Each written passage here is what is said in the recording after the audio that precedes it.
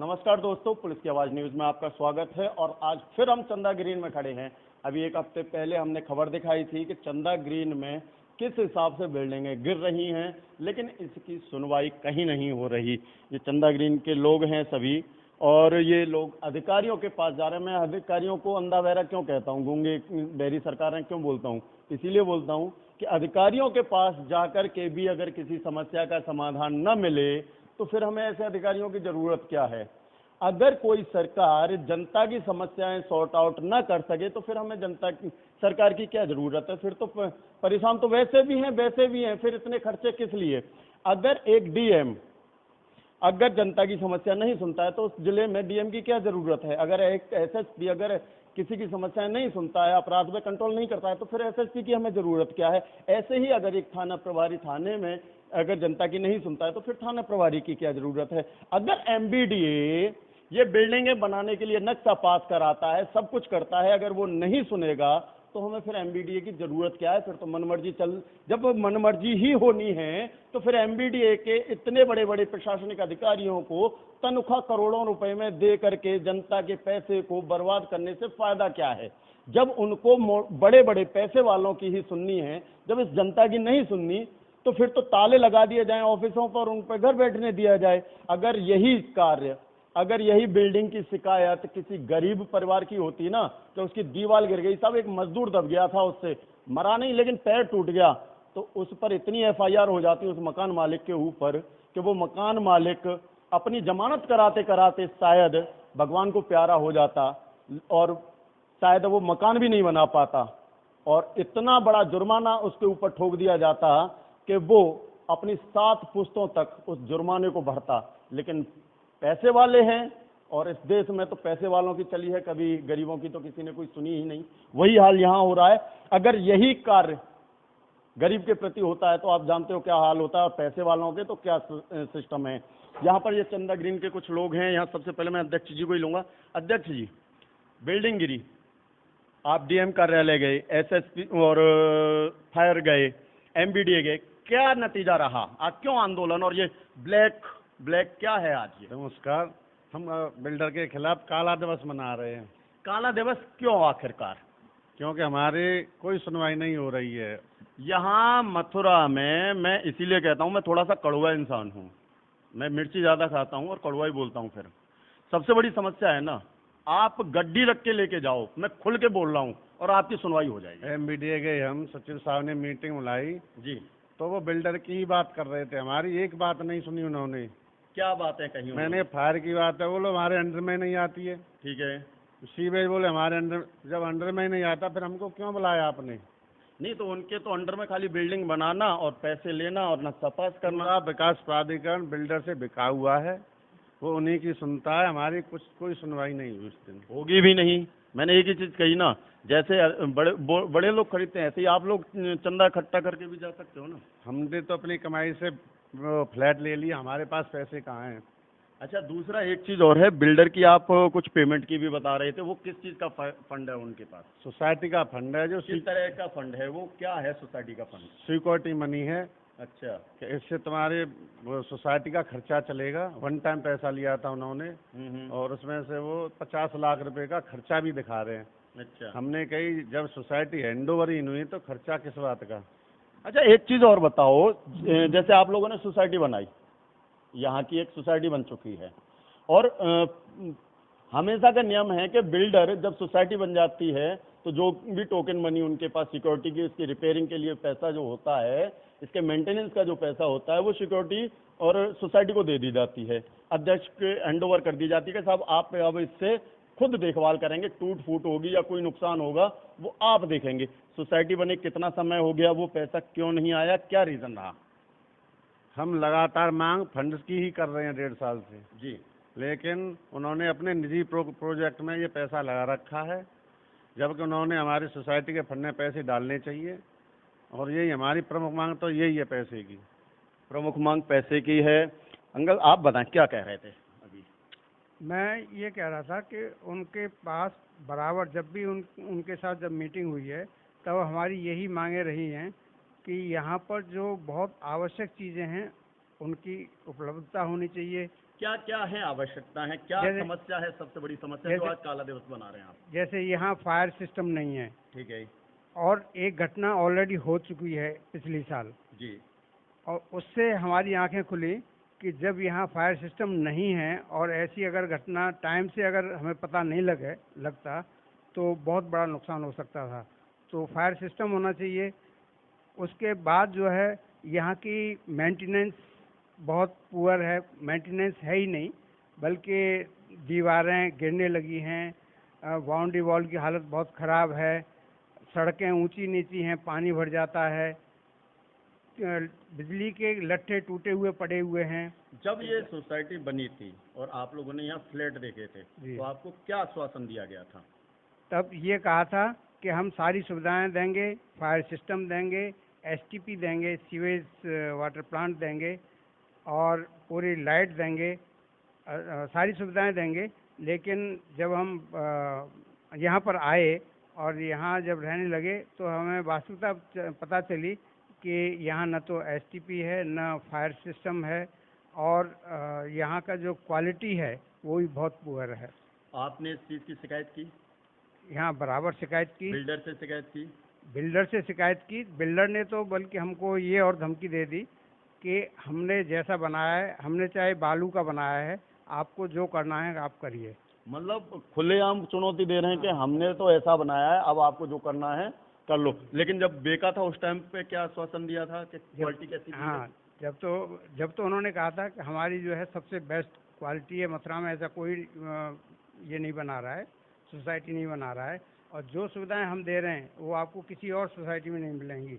आपको fire system नहीं मिलेगा दूसरी में, हम फायर सिस्टम देंगे, हम एसटीपी देंगे, एसटीपी किसी और उसमें नहीं है, तो हम और अंडरग्राउंड केबल डाल करके करंट की, लाइट की अंडरग्राउंड केबल दे रहे हैं, और बहुत अच्छी इलेक्ट्रिफिकेशन होगा और सब कुछ अच्छा होगा यहाँ पर। तो वास्तविकता में यहाँ कुछ नहीं है।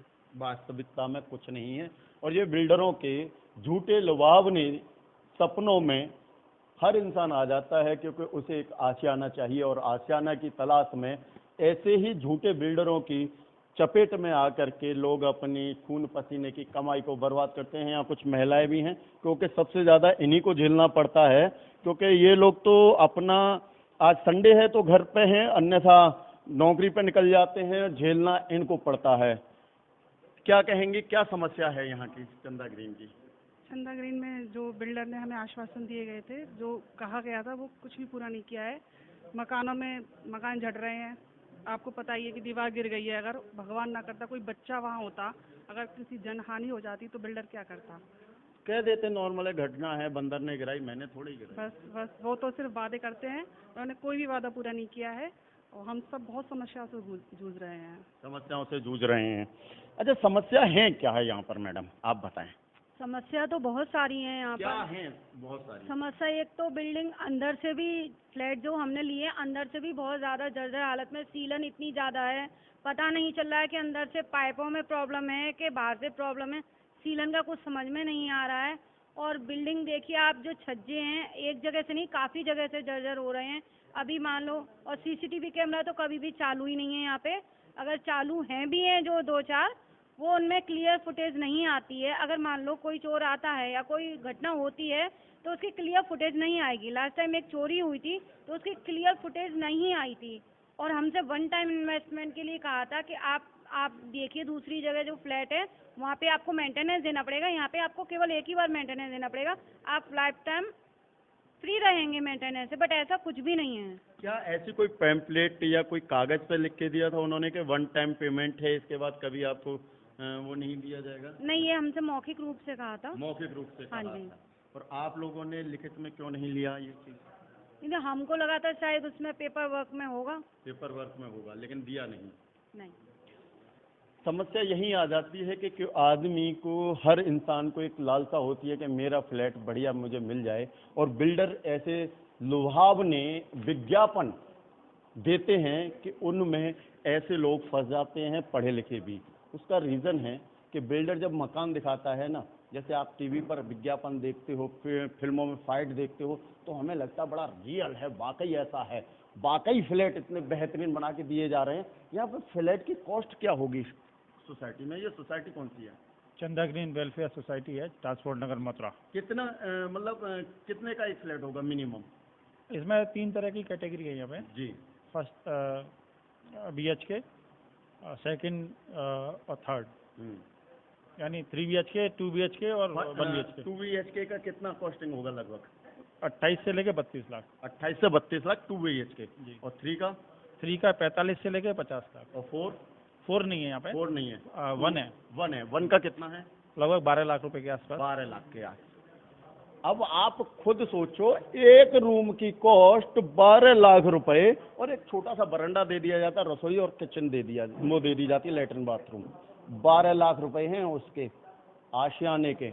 मैं इसीलिए कहता हूँ ये बिल्डर जो है ना, कबूतर खाने बना करके दे रहे हैं, और लोगों पर वही है समस्या कि ज़मीनें आज की डेट में ऐसे ही बिल्डरों ने आसमान के रेट कर रखे हैं। अगर इनकी कॉस्टिंग निकाली जाए तो कुछ नहीं है, और MBDA को पैसे देके हर जगह को ये पास करा लेते हैं। अगर इस जगह को मैं लीगली तरीके से देखूं तो ये यातायात नगर के लिए, ट्रांसपोर्ट के लिए होनी चाहिए थी। फिर ये बिल्डिंग कैसे बन गई यहाँ पर?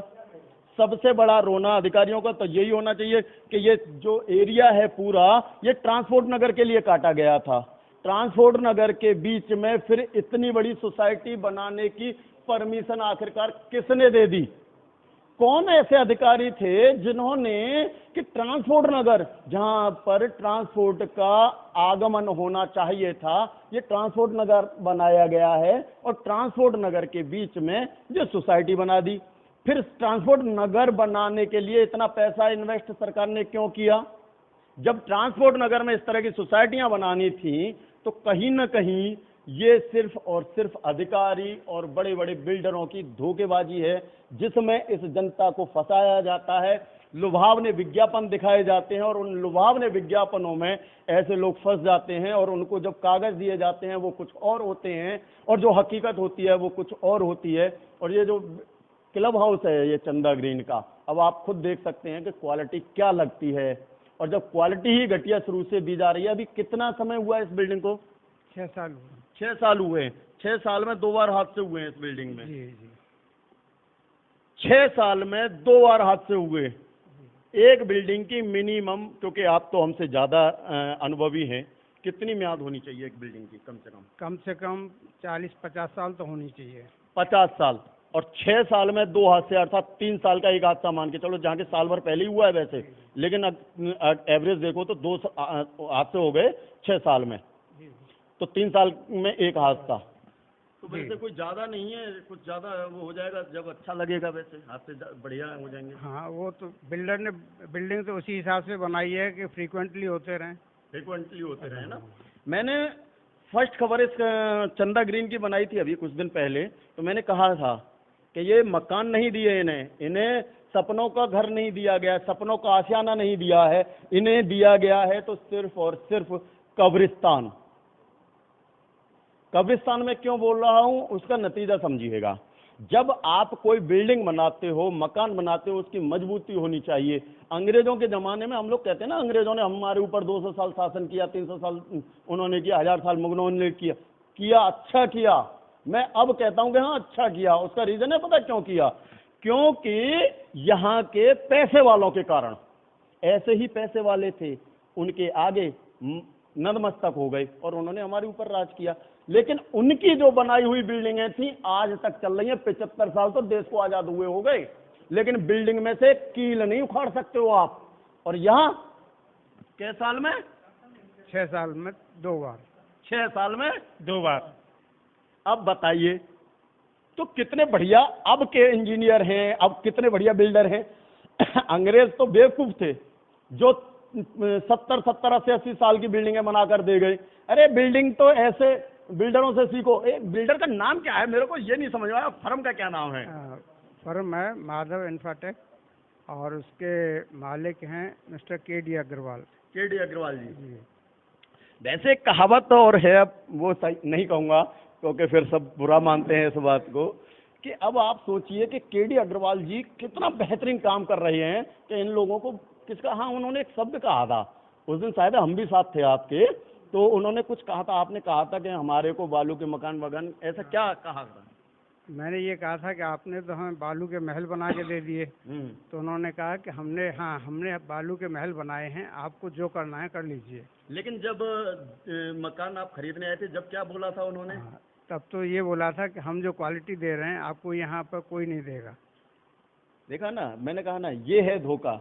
मतलब जब आप आओगे खरीदोगे तो भाषा कुछ और होगी, और जैसे ही आपने चीज खरीद ली ना, फिर समझ लो वो बिल्डर नहीं, फिर तो दबंग इंसान हो जाते हैं।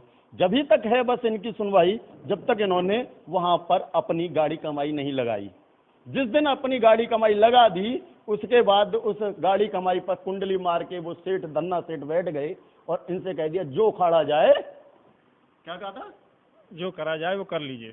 जो करा जाए वो कर लीजिए। और हकीकत है, ये करेंगे क्या? अगर ये जाएंगे भी तो अधिकारियों तक जाएंगे, और अधिकारी उनके पहले ही सामने बैठे रहते हैं, उनके साथ चाय पीते हैं, उनके साथ उठते बैठते हैं। वो खुलेआम कहते हैं कि जो किया जाए कर लो, क्योंकि उन्हें पता है कि अधिकारी कुछ करने वाले नहीं हैं।